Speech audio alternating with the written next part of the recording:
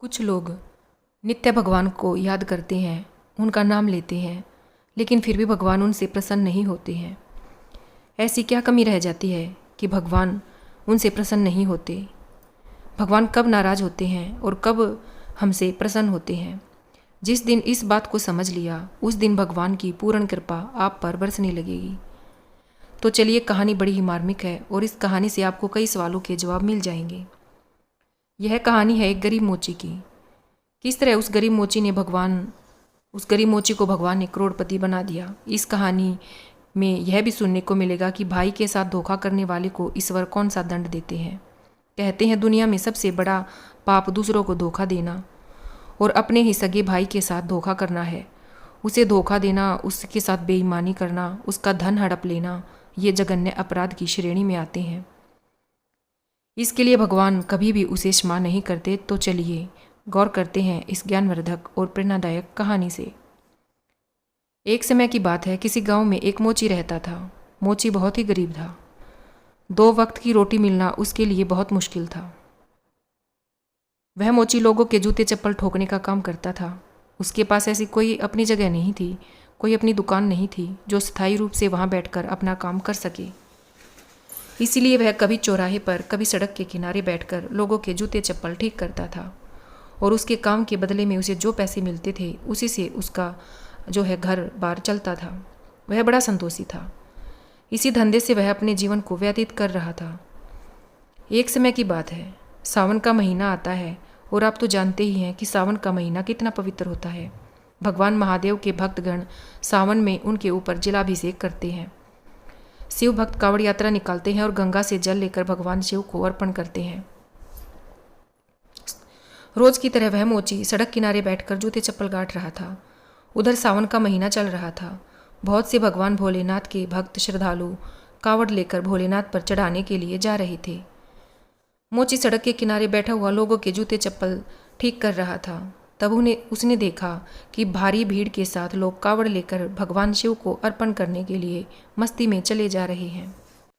लोगों को भगवान महादेव पर जलाभिषेक करने के लिए जाते हुए देखा तो उस मोची के अंदर भी एक भावना उत्पन्न हुई कि मैं भी भगवान शिव के लिए कावड़ लेकर आऊं, उन पर जलाभिषेक करूं। लेकिन वह बेचारा मन मार कर रह गया। सोचने लगा कि मेरे पास तो इतना पैसा ही नहीं है, कावड़ कैसे लाऊंगा।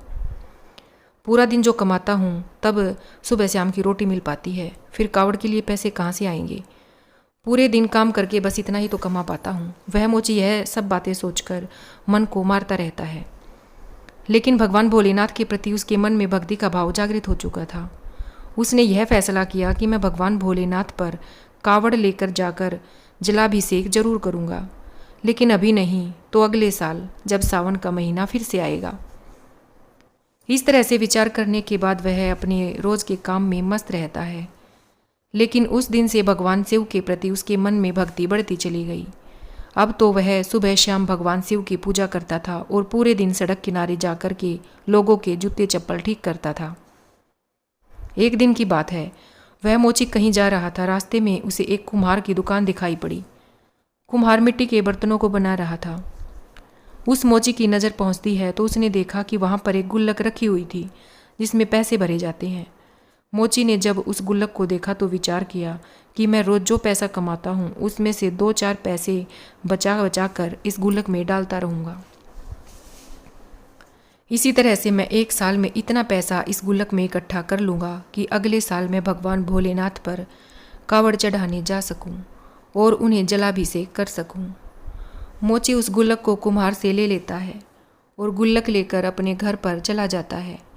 घर आकर वह अपनी पत्नी से कहता है कि देखिए, हम गुल्लक लेकर आए हैं।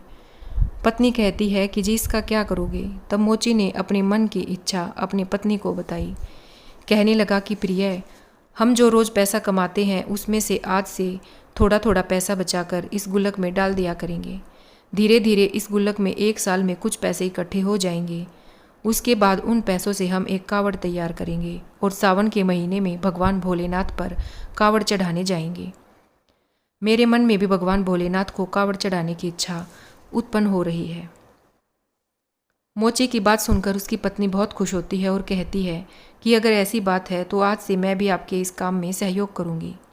अब तो वे मोची और उसकी पत्नी भगवान भोलेनाथ की पूजा करते हैं और पूरे दिन अपना काम करते हैं। शाम को जो पैसा कमा के मोची लाता, उसमें से जो 2 पैसे बचते थे उन्हें गुल्लक में डाल देते। इस तरह से समय बीतता चला गया और 1 साल के बाद उसने अपनी गुल्लक को भी भर लिया। उधर जब सावन का महीना आ जाता है तो सावन के महीने में हर साल की तरह भगवान शिव के भक्त अपनी अपनी कावड़ लेकर जलाभिषेक करने के लिए भगवान शिव के मंदिर की ओर चल पड़ते हैं। इधर मोची ने जैसे ही देखा, उसने भी सोचा कि इस सावन तो मैं जरूर भगवान शिव के लिए कावड़ लेकर आऊँगा। अब वह अपने घर चला जाता है और घर पर जाकर गुल्लक तोड़ता है। उसमें से जो पैसे निकलते हैं उन्हें ले जाकर बाजार से कावड़ तैयार करता है। एक प्यारी सी कावड़ खरीदता है और उसे बहुत अच्छी तरह सजाता है। फिर बड़े भाव के साथ गंगा स्नान करने के लिए जाता है। गंगा स्नान करता है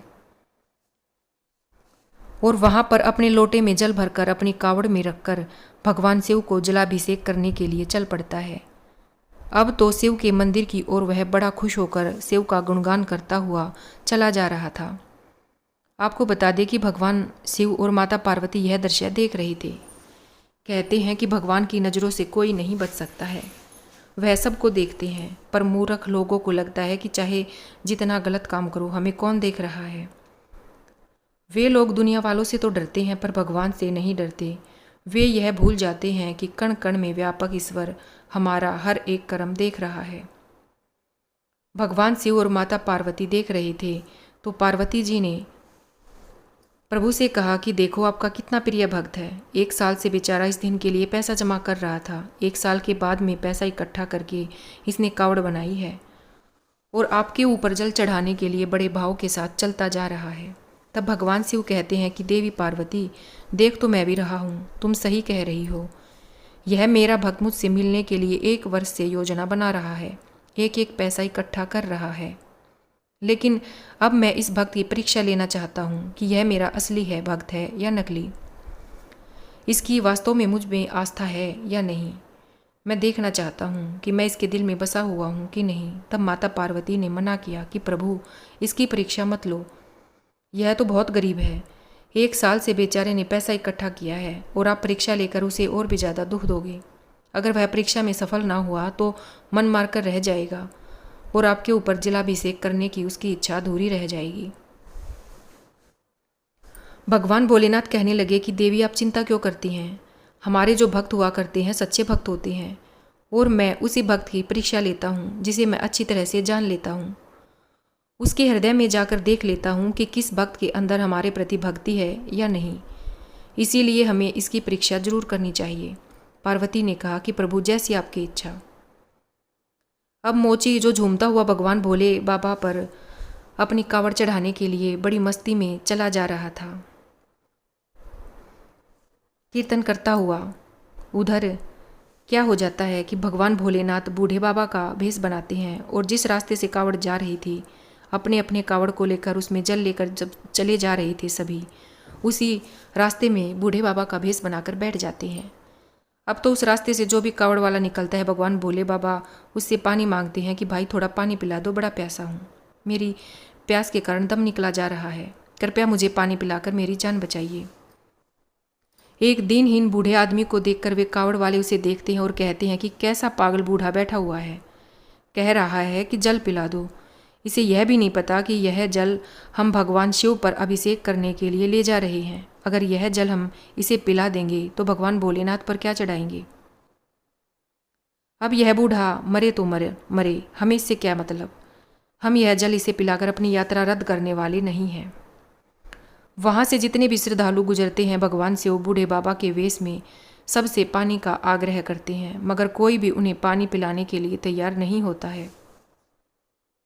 उधर माता पार्वती भी देख रही थी कि इतने लोगों में से कोई भी मेरे स्वामी को जल नहीं पिला रहा। कैसी भक्ति है यह, जो एक मनुष्य का दुख किसी को नजर ही नहीं आ रहा।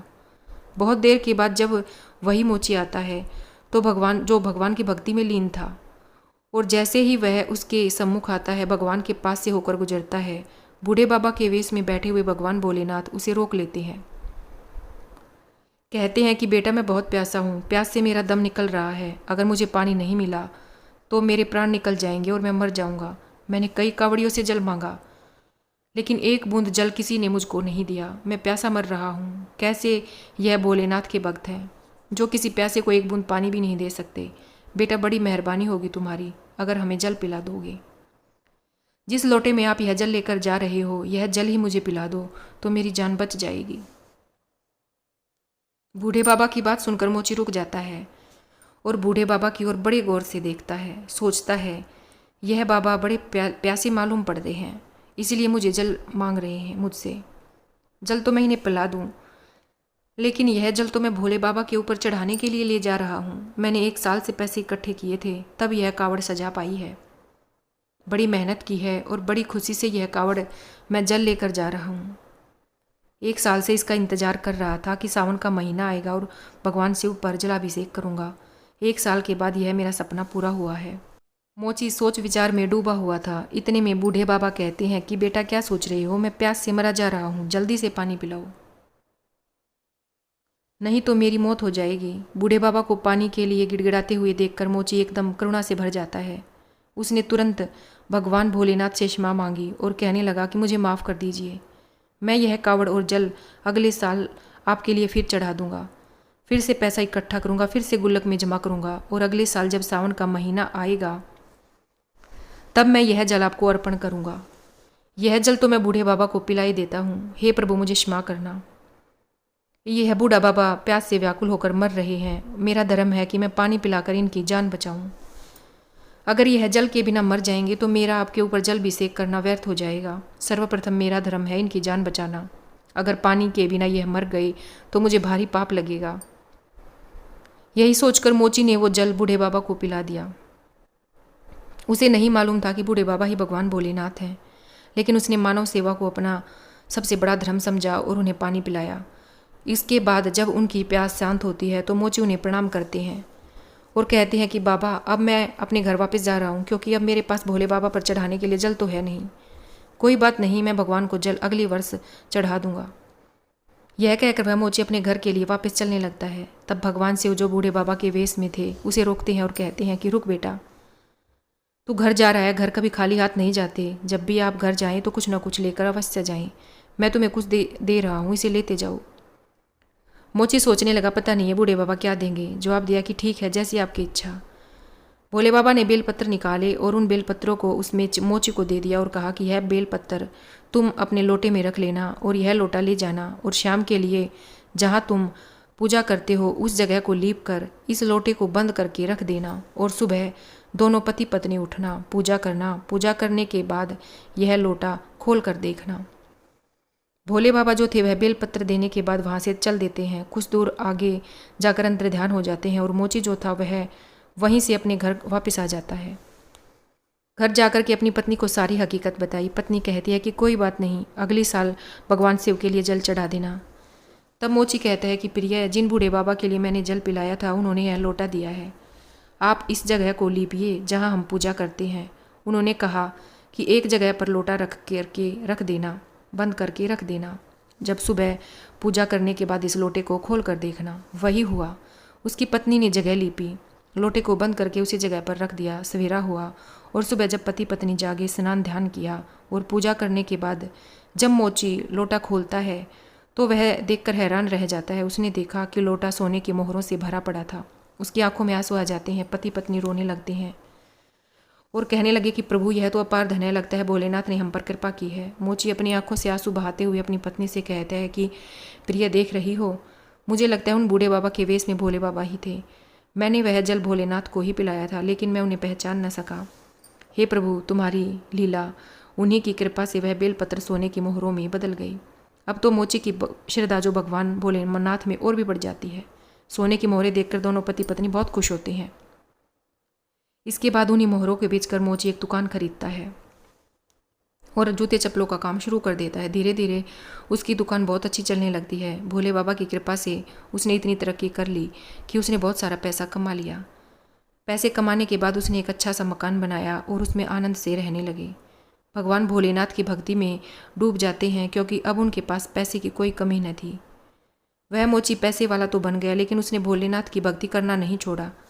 कुछ लोग ऐसे भी होते हैं जो अगर भगवान उनके ऊपर कृपा कर दे तो उनके घर में धन दौलत के भंडार भर दे तो उसे भूल जाते हैं। लेकिन उस मोची ने भगवान को नहीं बुलाया और उन्हें हमेशा याद करता रहा।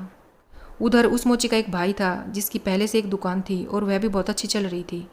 अचानक उसने देखा कि सड़क किनारे बैठकर जो मेरा भाई रोज़ जूते चप्पल ठीक करता था, जिसको सुबह शाम की रोटी मिलना भी मुश्किल था, वह आज अचानक से इतना बड़ा सेठ बन गया। वह गरीब इतना पैसे वाला कैसे बन गया? उसने दुकान भी खरीद ली, अच्छा सा घर भी बना लिया और उसके पास अब पैसा ही पैसा है। अपने भाई की तरक्की को देखकर उसकी छाती जल जाती है और उसके कलेजे पर सांप लौटने लगते हैं।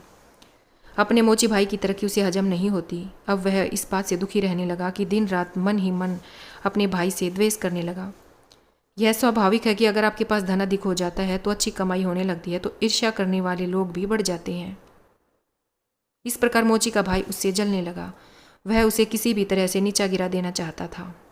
उसने क्या किया कि मोची के ऊपर चोरी का आरोप लगा दिया और गांव वालों से कह दिया कि इस मोची ने हमारी दुकान से पैसे चुराई, हमारी दुकान से जूते चप्पल चुरा कर अपनी दुकान में रख लिए। गांव वालों ने उससे पूछा, क्या तुमने चोरी की है? तुमने अपने भाई की दुकान से पैसे चुराए हैं?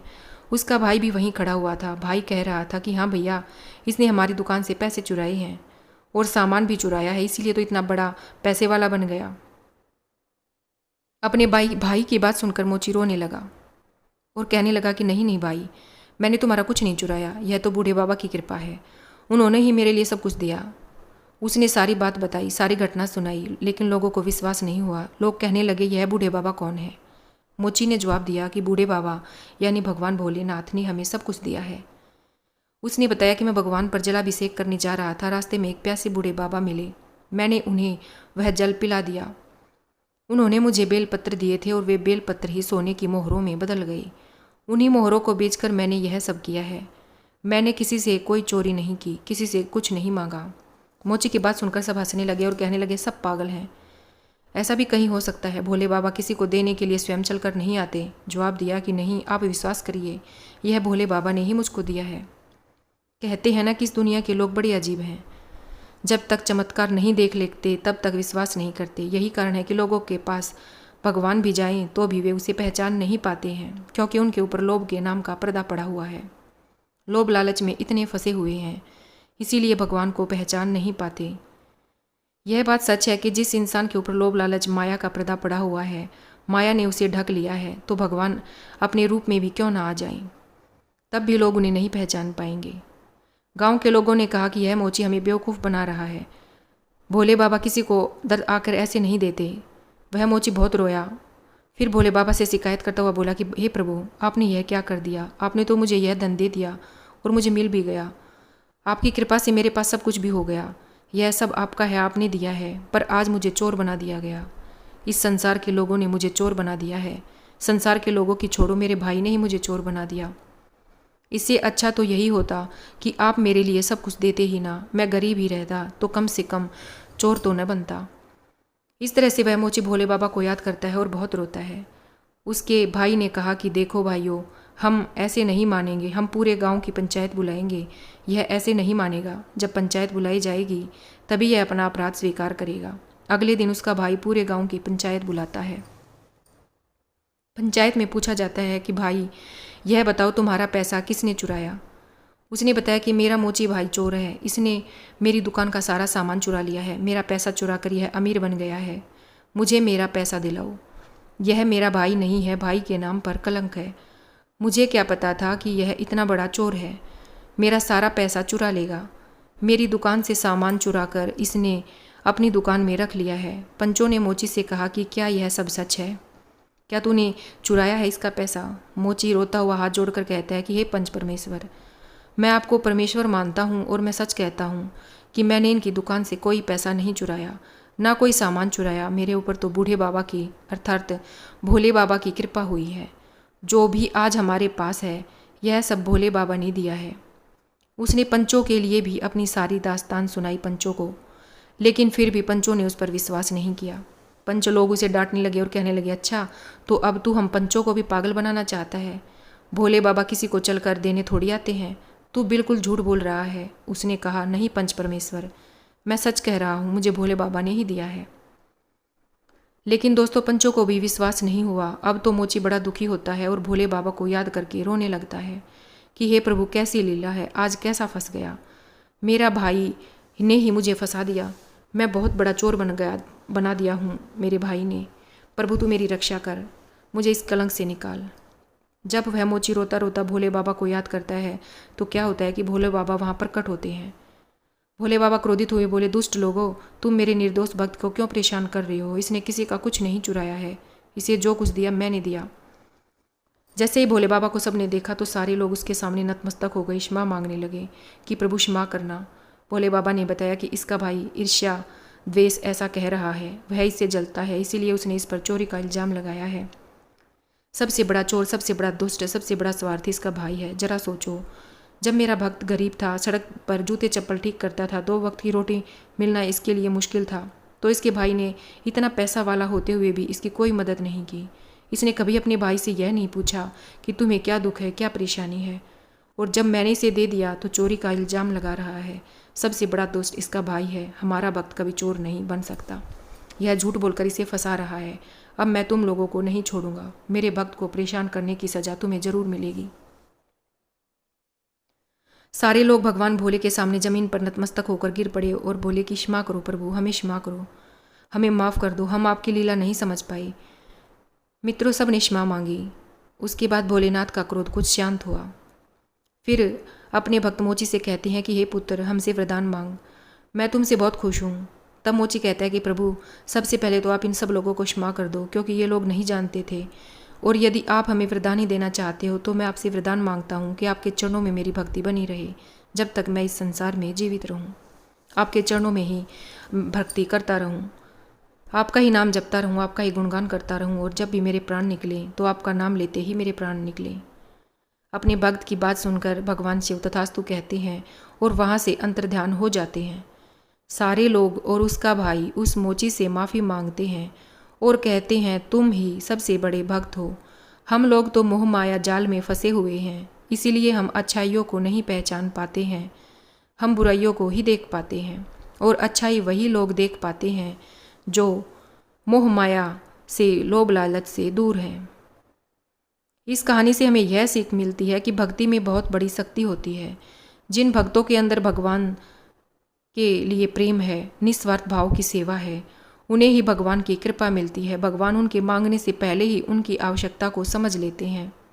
और जिनके अंदर अभिमान, घमंड है, ऊपर से दिखावा है, समाज के प्रति दया भाव नहीं है, लोग सोचते हैं कि मैं बहुत बड़ा दान कर रहा हूँ, यह जताने की भावना है, मैं भंडारे कर रहा हूँ, यह दिखाना चाहते हैं, लेकिन भगवान के प्रति भाव नहीं है, दिल में प्रेम नहीं है, तो उनकी बड़ी से बड़ी सेवा भी, बड़ी से बड़ी दौलत भी भगवान स्वीकार नहीं करते। भगवान उसी से प्रसन्न रहते हैं जो सब जीवों के प्रति दयावान रहता है, जिनके हृदय में जीवों के प्रति कठोरता है, दया की भावना नहीं है। वे रात दिन भगवान के मंदिर में बैठे रहें, फिर भी भगवान उनकी नहीं सुनते। भगवान को प्रसन्न करने का अर्थ है समस्त जीव जंतुओं के प्रति दयावान रहना, किसी भूखे प्यासे, दीनहीन, रोगी, बीमार की सहायता करना। धन्यवाद।